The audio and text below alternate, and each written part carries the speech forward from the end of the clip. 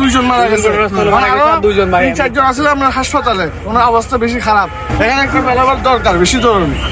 পট্টাকিয়া মাজার গেটের সামনে 10টায় বরাবর এদের সামনে একটা ছিল, সিএনজি ছিল।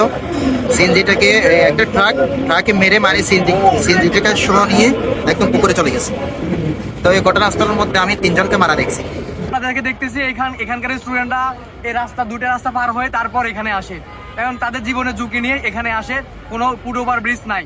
তো আজকে এখানে আমাদের মাদ্রাসার স্টুডেন্টরা মাদ্রাসায় আসতেছিল, রাস্তা অতিক্রম করে, তখন এই গাড়ির ধাক্কা লেগে সিএনজির পিছনে লাগে এবং সিএনজির ধাক্কা খেয়ে আমাদের স্টুডেন্টরা আহত হয়েছে এবং এই আরেকজন এখানে ঘটনাস্থলে মৃত্যুবরণ করেছে।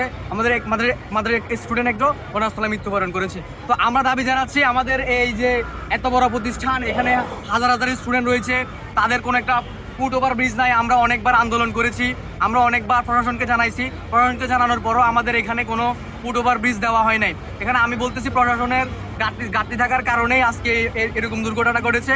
এখানে যাতে একটা ফুট ওভার ব্রিজ দেয়, আমরা আর আমাদের কোনো ভাই বোন হারাতে চাই না, আমরা আমাদের স্টুডেন্ট হারাতে চাই না, আমরা আমাদের ভবিষ্যৎ প্রজন্ম নষ্ট করতে চাই না। আমরা চাই সুন্দর করে আমাদের এই প্রতিষ্ঠান চলুক এবং এখানে যাতে একটা ফুট ওভার ব্রিজ থাকে, পাশাপাশি এখানে রাস্তার মধ্যে যাতে একটা রেলিং দেওয়া হয়, যাতে অনিয়ন্ত্রিতভাবে মানুষ পথ পারাপার না হইতে পারে।